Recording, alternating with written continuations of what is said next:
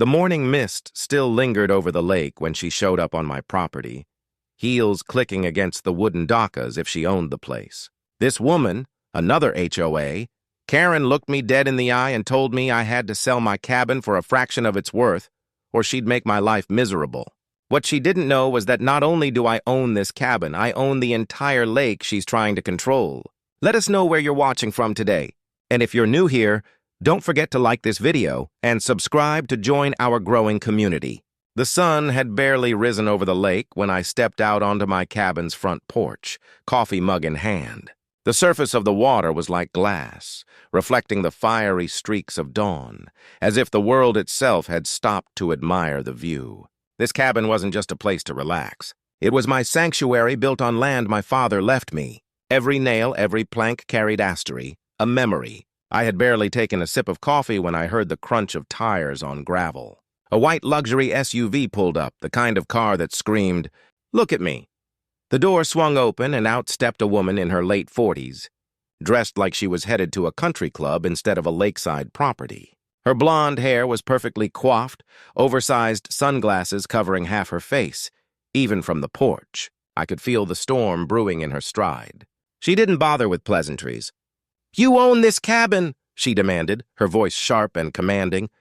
I set my coffee down on the porch railing. "Yes, ma'am, I do, and you are," she scoffed. "I am the president of the Lakeview HOA. We've decided that this cabin," she gestured wildly at my home as if it were an eyesore, "doesn't fit the aesthetic of the community. We are prepared to offer you a generous sum to take it off your hands. $50,000, take it or leave it." I almost choked on my coffee.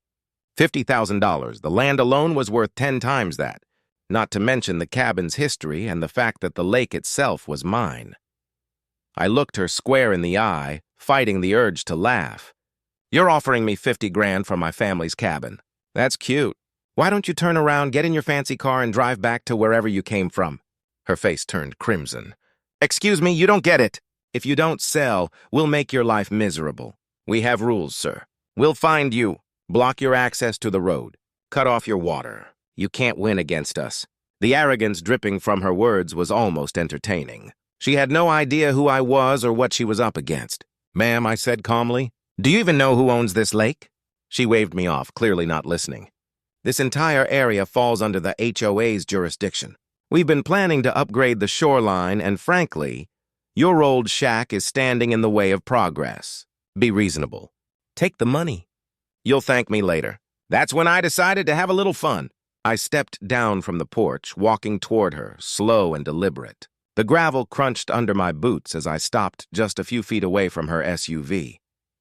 "Let me tell you something," I said in a low voice, firm and unshaken. "This cabin isn't for sale. Not for 50,000.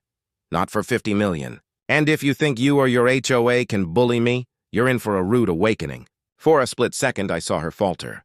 Maybe it was the way I looked at her. Or maybe she finally realized I wasn't just another pushover she could steamroll. "You'll regret this," she spat. "We'll see how long you last when the HOA decides you're a problem." I gave her a slow smile. "We'll see who regrets what." With that, she climbed back into her SUV, slamming the door so hard it rattled the windows. The tires kicked up gravel as she sped away, leaving a cloud of dust hanging in the morning air. I stood there for a moment, watching her retreat. She thought she held all the cards. But the truth was, she didn't even know the game she was playing. I owned this land, the lake, and more than she could ever imagine. As I walked back to my porch, I picked up my coffee mug and took another slow sip. The lake shimmered in the morning sun, peaceful and silent, a sharp contrast to the storm that had just rolled through. That was the moment I knew this was just the beginning.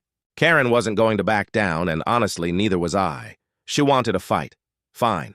I'd give her one, but on my terms. After Karen's SUV disappeared down the gravel road, I sat back on the porch, staring out at the glassy surface of the lake. It's funny how people like her think they can bully someone into giving up what's theirs. They see an old cabin and assume the owner is some desperate soul holding on to scraps. They never see the history, the blood, and the sweat that built the place. My father built this cabin with his own hands back in the early 1960s. He wasn't a wealthy man, just a hard-working carpenter with a stubborn streak and a love for the water. I was a kid when he'd load me into his old Ford pickup every weekend to drive out here. I'd watch him saw, hammer, and measure every beam, teaching me how to build something that could last generations. "This place is going to outlive us, Both," he used to say, wiping sweat off his brow with a rag. "A home is only as strong as the hands that build it."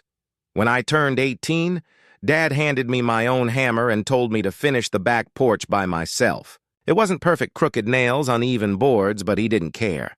He said it was mine, and that made it special. Over the years, I've restored and upgraded the cabin, but I never touched that back porch. It's a reminder of who I was and who he raised me to be.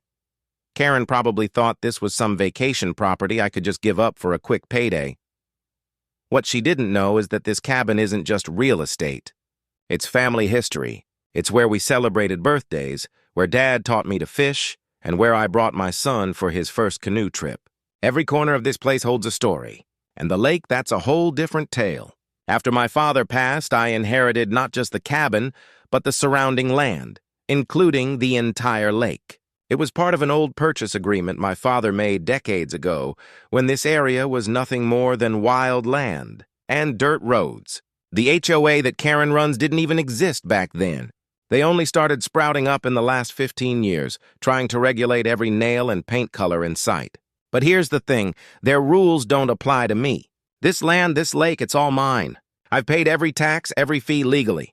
They can't even set foot on my dock without permission. The fact that Karen thought she could waltz up here and tell me what to do was laughable. I took another sip of my coffee, feeling the heat of the sun starting to warm my face. Karen's words were still ringing in my ears, her threats, her smug tone. She had no idea that she wasn't just barking up the wrong tree. She was barking at the man who planted the whole forest. I walked down the steps toward the dock, running my fingers along the weathered wood. This dock had seen better days, sure, but it was solid like the rest of the place. I thought about my dad teaching me to tie fishing knots here, about the summer nights when we'd sit and watch fireflies dance across the water. No hoe could ever put a price on that. I remembered the first time I brought my son here after I bought out the neighboring lots. He was just 8 years old, wide-eyed and full of questions. "Dad, do you really own all this?" he asked, his voice almost a whisper as he pointed at the wide-open water. "Every inch of it, buddy," I told him, ruffling his hair. "And one day, it'll be yours." That's why Karen's little offer of $50,000 wasn't just insulting. It was laughable. The taxes I pay on this land each year are more than her generous offer. And that's not even counting the businesses I've built or the investments that make me a far cry from the small-town man she assumed I was. But I wasn't about to show my hand just yet.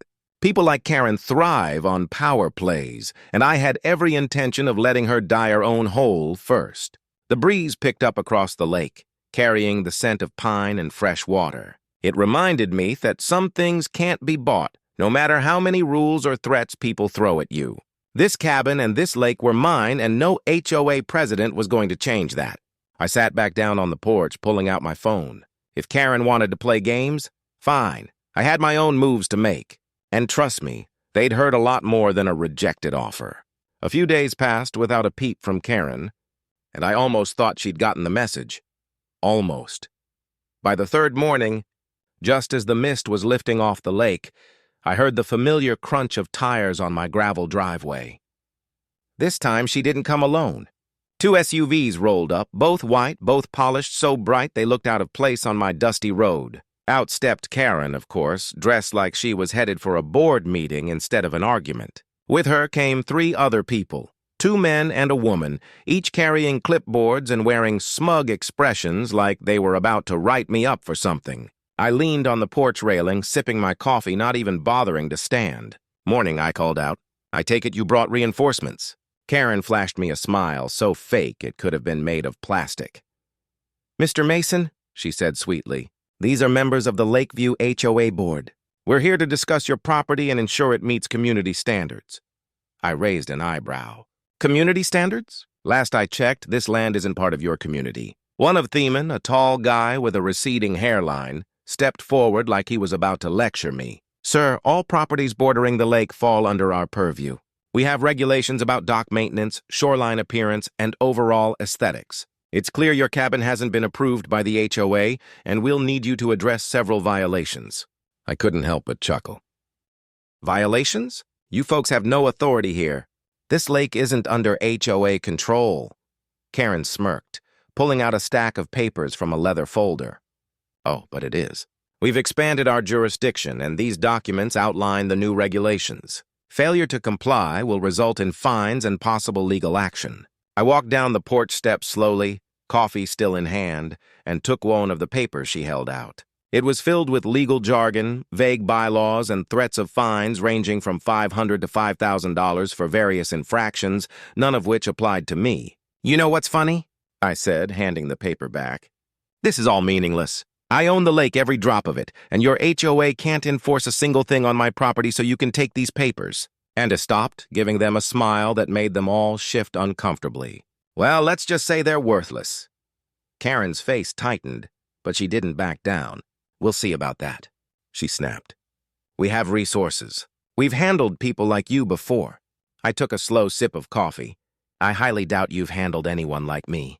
The other woman on the board, younger and clearly new to this HOA power trip, looked nervous.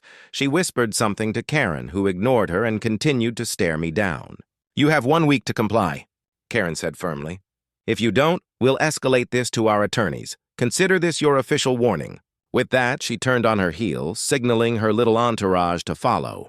They piled back into their shiny SUVs, and within seconds, they were gone, leaving a cloud of dust and the faint smell of desperation behind. I stood there for a moment, staring at the empty driveway. Karen wasn't just arrogant. She was dangerous in the way people with a little bit of power can be when they think they're untouchable. Fine. I thought if she wanted to play games, I'd play too, but on my terms. That evening, I sat down at my kitchen table with my laptop and started digging. A few quick searches revealed a lot about the Lakeview HOA. They had a reputation for overstepping boundaries, slapping fines on homeowners for things as petty as leaving a garden hose uncoiled or planting unapproved flowers. There were even lawsuits from former residents who claimed the HOA abused its authority and bullied people into selling their homes for cheap. Interesting. The more I read, the more I realized Karen wasn't just bluffing. She'd built her entire identity on being the queen bee of this community. But she was also reckless, and people like that always left loose ends. I made a few calls to my attorney, a man who'd handled bigger sharks than Karen. You're telling me they tried to find you on land you own, outright? He asked, incredulous. Not just find me, I said. They tried to buy me out for pennies on the dollar. Then they threatened me with legal action. My attorney chuckled. This is going to be fun. Let's start by confirming what we already know. Their jurisdiction ends at the property line, and I'll send a formal letter reminding them of that. The plan was simple. I'd let Karen push as far as she wanted, then I'd pull the rug out from under her. People like her never saw it coming when someone stood their ground. The day after my call with my attorney, I woke up with a renewed sense of focus. Karen might think she had the upper hand, but I'd been in bigger battles than this. Owning multiple companies and navigating high-stakes negotiations taught me one thing. Never let your opponent know the full strength of your position until the moment you strike. I spent the morning walking the perimeter of my property, taking photos of the dock, the shoreline, and the cabin. Not because I needed evidence I knew I was in the right, but because I wanted a record of how things stood. People like Karen love to twist the truth, and I wasn't about to give her an inch. By midday, I had gathered enough documentation to fill a folder. Property deeds, survey maps, and tax records, all proving I was the sole owner of the land, the lake, and everything within its boundaries. My father's original purchase agreement from decades ago was the crown jewel, signed, notarized, and ironclad. As I scanned the old papers, I could almost hear my dad's voice. Never let anyone take from you what you built with your own hands. He'd grown up in a time when a man's land was his legacy, his fortress. I wasn't about to let a self-appointed HOA president tarnish that legacy. That afternoon, my attorney sent over a draft of a formal letter. It was polite but firm, outlining that the Lakeview HOA had no legal claim over my property or the lake. It also included a warning any attempt to trespass or interfere with my land would be met with immediate legal action. I read it twice, smiled, and told him to send it. But I wasn't stopping there. Karen had gone out of her way to embarrass me, trying to act like I was some clueless recluse who didn't understand community standards. If she wanted a power game, I'd give her one she'd never forget. That evening, I started making calls to few friends and town people who knew me, not as the quiet guy by the lake, but as someone who'd built a fortune from scratch. One call led to another, and soon enough I had a stack of information on the HOA. Financial records, board meeting minutes, even a few quiet complaints from residents who were tired of Karen's bullying tactics. It turns out Karen had been running the HOA like her personal thief. She'd spent community funds on frivolous beautification projects that lined her pockets, all while threatening homeowners with fines if they dared to push back. More than one family had sold their home just to get out from under her thumb. I decided it was time for a little reminder of reality. The next morning, I drove into town and met with the county surveyor's office. They confirmed exactly what I already knew. The HOA had zero authority over my property or the lake. In fact, part of their shoreline maintenance plan illegally extended onto my land. That meant Karen wasn't just bluffing, she was overstepping the law. Armed with that information, I called my attorney again. Let's add one more line to that letter. I told him, make it clear that if they step foot on my property again, we'll be filing a trespassing complaint. He laughed. I like your style, Mason. These people won't know what hit them. 2 days later, I saw Karen again.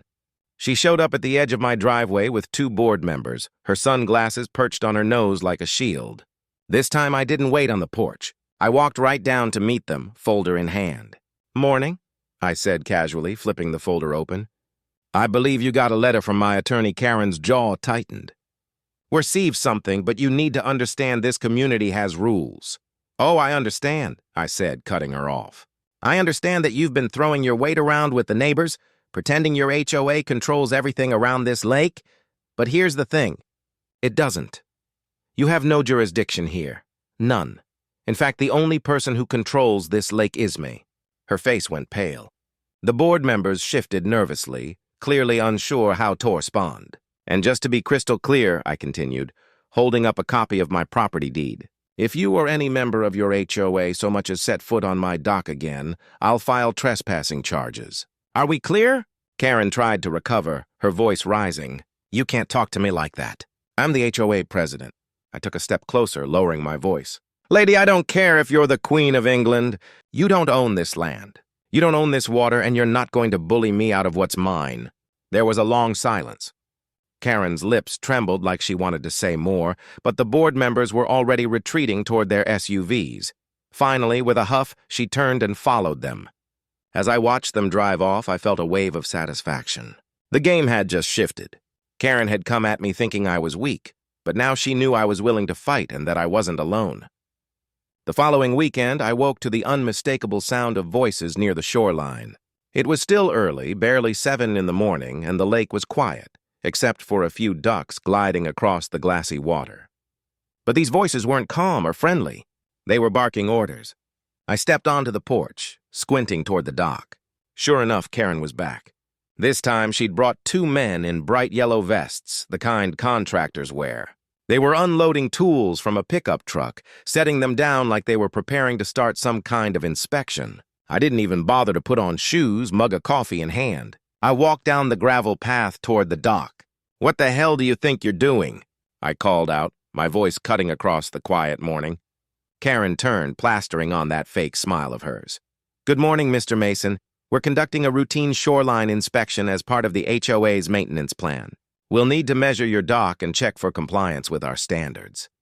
I stopped a few feet from her, the sun glinting off the water behind me. Your standards don't apply here. I told you last time this is my property and you have no legal authority to be here. One of the men in the yellow vest cleared his throat. Ma'am, he said cautiously, are you sure this dock is under your HOA's jurisdiction? The boundary lines aren't exactly clear. Don't question me, Karen snapped at him, her voice shrill. Just do your job. I stepped closer, holding out my hand. Pack up your tools and get off my dock. Right now. Karen's smile vanished. You can't stop us. This lake is for everyone in the community. You don't get to claim it like some king sitting on his throne. I chuckled, shaking my head. You really don't get it, do you? I am the king of this lake. Karen, I own every inch of it, every drop of water, every inch of shoreline. You're standing on my property, and unless you want me to call the sheriff, I suggest you take your so-called inspection and leave. The men in the yellow vests exchanged uneasy glances. "Ma'am," one of them said again, "maybe we should go. We're not looking to get into legal trouble." Karen shot me a glare that could have curdled milk. "This isn't over, Mason," she hissed. "We'll see how long you last when the HOA brings in lawyers." I smirked. "Bring them. Mine will eat yours alive." She stomped off, muttering under her breath, while the contractors quickly packed their gear and followed her to the truck. I stood there on the dock, watching as they drove away, the rumble of the engine fading into the morning air. Back at the cabin, I pulled out my phone and called my attorney. She tried to run an inspection on my dock today. I told him, "Was she on your property?" Hesked. "Right on my dock," I said. I told her to leave. She refused until I threatened to call the sheriff. He let out a low whistle. "All right, we'll file an official notice of trespassing with the county. That'll get her attention. If she sets foot there again, we'll have the sheriff handle it." "Perfect," I said. "She needs to learn that this lake isn't her playground." The next few days were quiet, but I could feel the tension building. I'd drive into town for supplies and notice HOA board members whispering at the coffee shop. A few neighbors, folks who'd lived near the lake for years, approached me quietly. "Good for you, Mason," one older man said as he adjusted his fishing cap. "Karen's been throwing her weight around for too long. Somebody needed to stand up to her." "Just doing what's right," I replied. "This lake has always been for people who respect it, not for bullies trying to squeeze every dollar they can from folks." Word traveled fast, and soon I started getting calls from other residents who wanted to share their horror stories about Karen. She'd fined one family for having a kid's swing set in their backyard because it wasn't aesthetically pleasing. Another couple had been forced to repaint their home twice in a year because Karen didn't like the color. I listened carefully, taking notes. Every story was another nail in the coffin for Karen's false sense of authority. Then came the day I decided to make it official. I called for a community meeting open to anyone who lived around the lake. I didn't invite Karen or the HOA board. Instead, I invited the people she'd bullied. We gathered on my dock one evening as the sun set, the orange glow reflecting off the water. "Folks," I began, "I've had enough of this HOA nonsense. They think they own the lake. They don't, and it's time we remind them." There were murmurs of agreement, nods all around. I could see the frustration in their faces. These were good people who just wanted to enjoy their homes without being harassed. From this day forward, I continued, "This lake is off limits to the OHA. They don't get to run inspections. They don't get to dictate who uses the water, and they sure as hell don't get to bully anyone into selling their property." The crowd erupted in applause, and for the first time in weeks, I felt like we were turning the tide. Karen must have heard about the meeting because the very next morning she came storming back, this time with a fire in her eyes that I hadn't seen before. She marched straight up my driveway, her heels clicking on the gravel, and waved a stack of papers like they were weapons. "You think you can turn the community against me, Mason?" she snapped before I could even open my mouth. "I've worked too hard to let some stubborn old man ruin everything." I let her rant for a moment, leaning casually against my truck. "Karen," I said, "finally you keep talking like you're the queen of this lake, but the truth is you don't even own a piece of it. I do. And if you think your HOA scare tactics work on me, you're dead wrong." She glared at me, her face red. "You're just a man with an old cabin. You have no idea who you're messing with. That's when I decided to end this charade once and for all." I straightened up, meeting her glare with one of my own. "Karen," I said slowly, "you have no idea who you're messing with." I walked over to my porch, grabbed the folder I'd left on the table, and returned to her. I opened it to show her the property, deeds and legal documents, proof of my ownership of the lake and surrounding land. "You see this?" I said, pointing to the notarized stamp. "This land isn't just mine. The lake, it's private property, which means your HOA can't touch it. No inspections, no rules, no fines. You've been trespassing on my land every time you set foot on that dock." Karen snatched the papers from my hand, scanning them with growing disbelief. This can't be right," she stammered. "Oh, it's right," I said, crossing my arms. "And you know what else? I'm not some broke cabin owner living paycheck to paycheck. I built my fortune with my own hands. Same as my father built this cabin. I own businesses across the state. Karen, I'm the majority investor in 3 companies that make more in a week than your entire HOA budget for a year. And do you know what all of that means?" Her mouth opened, but no words came out. "It means I could buy your entire neighborhood tomorrow," I said calmly. "I could buy your house, your board members' houses, and still have money left over to build a second lake next door just to spite you. And yet, I'm standing here asking you to leave me alone." The silence that followed was heavy. The board members who had followed her this time, 2 of them standing awkwardly behind her, looked at each other with wide eyes. It was clear none of them had expected this. Karen's face drained of color. You're bluffing?" I smiled. "Am I?" I reached into the folder and pulled out a single-page document, a list of properties around the lake I'd quietly acquired over the years. "I already own half the homes on this shoreline. Ask your neighbors. They'll tell you who they send their rent checks to." One of the board members muttered something under his breath, and I caught the hint of fear in his tone. Karen looked like she'd been punched in the gut. For once, she was speechless. "I didn't come out here to pick a fight with anyone," I continued. "All I wanted was to enjoy the peace and quiet of my cabin. But if you keep pushing me, I won't hesitate to push back hard. So here's my offer to you, Karen. You leave me and my land alone, and I'll forget about the trespassing and harassment." Her eyes darted between me, the papers in her hand, and the lake behind me. For a moment I saw her pride fighting with her fear. But even Karen knew when she'd been beaten. She shoved the papers back into my chest. "This isn't over," she muttered. But her voice lacked the conviction it once had. Then she turned on her heel, her expensive shoes slipping slightly on the gravel as she made her way back to her SUV. I watched as she and the board members drove away, a cloud of dust trailing behind them. For the first time since this whole mess started, I felt like I'd finally regained control of my home and my lake. That evening, I sat on the dock with a glass of bourbon, watching the sun dip below the horizon. The lake shimmered in the fading light, calm and unbothered like it had been for decades. I thought about all the years my father spent here, all the lessons he taught me about standing your ground. Never let anyone tell you what your worth is, son. He used to say, "Only you can decide that." Karen thought I was just some stubborn old man with a cabin. She had no idea I was a man who'd built his life brick by brick, who didn't need approval or validation from anyone, least of all in HOA. But this fight wasn't quite over. I could still feel the storm brewing.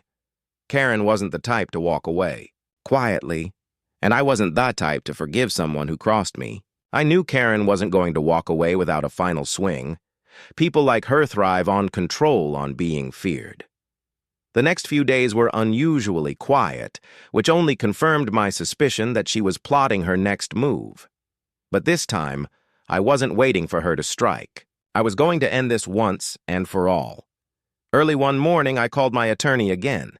"Let's file that legal notice." I said, "I want it crystal clear. The HOA is banned from setting foot on my lake or dock. If they try, they'll be trespassing on private property by noon." The paperwork was filed with the county clerk's office, and certified copies were sent directly to the Lakeview HOA. I wanted Karen to open that envelope and feel her stomach drop when she realized just how powerless she really was. But I didn't stop there. I contacted a local survey team and had them place new, highly visible markers around the property boundaries. Large signs reading private property. No HOA access went up along the road and near the shoreline. It was legal, loud, and impossible to ignore. 2 days later, I heard the rumble of engines again. I walked outside and saw Karen's SUV creeping up my driveway with 2 board members following close behind. They stopped when they saw the fresh signs. Karen got out, her face red as a fire hydrant. "Really, Mason?" she barked, pointing at one of the signs. "This is how you want to play it." I crossed my arms and leaned casually against my truck. That's exactly how I want to play it. Those signs aren't for show. They're backed by legal filings. Step 1, foot past that line, and the sheriff will be here faster than you can say. HOA fine. She glared at me, but didn't move forward.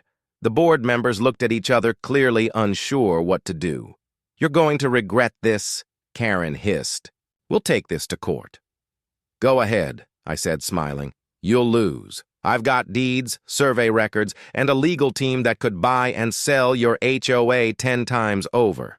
The only one who's going to regret anything is you when your neighbors find out how badly you've overstepped. And that's when I decided to play my ace. I pulled out a manila envelope I'd been holding under my arm. By the way, I said, do you know how many complaints I've heard about your little HOA dictatorship? People are tired of your bullying, Karen.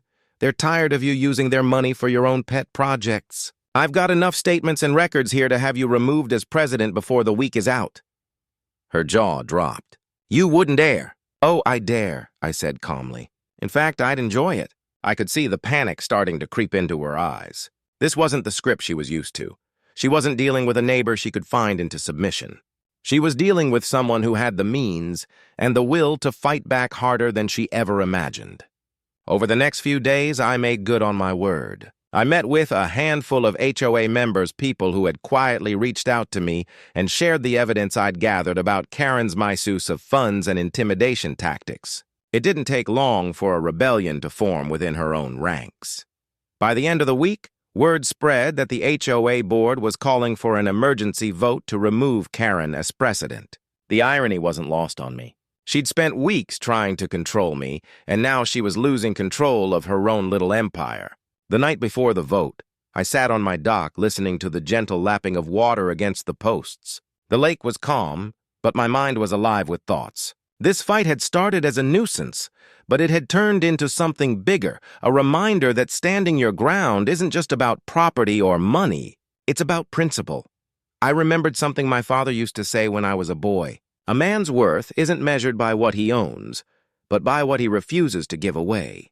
Karen wanted me to sell this place for pennies, to bow down to her self-imposed rules. But this cabin, this lake, and my family's legacy were worth far more than any price tag. The next morning, Karen didn't show up for the vote. She sent an email instead, resigning for personal reasons. I heard from neighbors later that she was furious, ranting about ungrateful people and outsiders who don't belong. Well, I belonged here more than she ever would. The morning after Karen's resignation, the lake felt different, lighter somehow, as if the water itself had been freed from her toxic grip. I sat on my dock with a cup of coffee, watching the mist roll over the surface. For the first time in weeks, I could actually enjoy the quiet without expecting another round of threats or fake violations shoved in my face. Word of her downfall spread like wildfire. Neighbors who had once been too scared to speak up now came by to shake my hand. You don't know how long we've been waiting for someone to stand up to her. An older man named Rick told me he'd lived here for over 20 years and had the look of someone who'd been through a long war with the HOA. Karen's been running this place like a kingdom. It's about time someone reminded her she's not queen of the lake. Glad I could help, I said with a smile. This lake should belong to everyone who respects it, not someone who treats it like their personal trophy. Over the next few days, I quietly kept my promise to the residents. With Karen out of the picture, I worked with the remaining board members to reset some of the community rules. No more absurd fines for harmless things. No more intimidation over what color your front door was or whether your kids had toys in the yard. The people appreciated it. And while I had no interest in joining the HOA, I'd never let anyone tell me what to do on my own land. I did agree to help them clean up the mess Karen had left behind. Her misuse of funds, her unauthorized projects, even the way she bullied families into selling their homes, all of it was over. One evening, I found myself sitting by a fire pit with a few of the neighbors. We roasted marshmallows while the sky turned a deep shade of purple. A young couple, new to the area, asked me how I managed to keep my cool when Karen tried to strong-arm me. It's simple, I said, poking at the fire with a stick. You can't let people like that see fear. The second you give them an inch, they take a mile. My father always told me, stand your ground, even if it means standing alone. And that's exactly what I did. Rick chuckled. You didn't just stand your ground, Mason. You won the whole war. Ismailed, but I didn't say anything. Truth was, this wasn't about winning for me. It was about protecting what mattered. This cabin, the lake, and my father's legacy. Karen, on the other hand, wasn't seen much after her resignation. I heard she sold her house and moved out of state, muttering about ungrateful neighbors until the day she left. I didn't celebrate her leaving, but I did feel a sense of closure. Some battles don't need parades, they just need peace. A week later, I sat on my dock again, this time with my son. We cast our fishing lines into the still water, the sun warm on our backs. "Dad," he said after a while, "is it true? You own all of this? The whole lake?" I smiled, looking out at the wide stretch of water. "Yeah, son, it's all ours. But it's not just about owning it. It's about taking care of it, protecting it from people who don't understand its value." He nodded, his small hands gripping the fishing pole. "Like that lady you told me about. Exactly." I said she thought money and rules could buy everything but some things like family, memories, and peace. You just can't put a price on. As the sun dipped behind the trees, I felt something I hadn't felt in a long time. Complete contentment. Karen was gone. The lake was safe, and the people who lived here could finally breathe without fear of being bullied. Before we packed up our fishing gear, I took one last look at the calm water, the cabin standing proudly behind us. My father would have been proud. I turned to my son and said, "Remember this day, kiddo. Remember what we fought for. One day this will all be yours. And when that time comes, I hope you'll fight just as hard to keep it." That's the story of how one stubborn man stood up to an HOA Karen who thought she could take away his home and peace. Sometimes, the only way to deal with bullies is to remind them that real power isn't about titles or fake rules. It's about knowing who you are and what you stand for. If you've ever had to stand your ground against someone who underestimated you, I'd love to hear your story in the comments. And if you enjoyed this tale, don't forget to subscribe for more stories about justice, grit, and people who refuse to be pushed.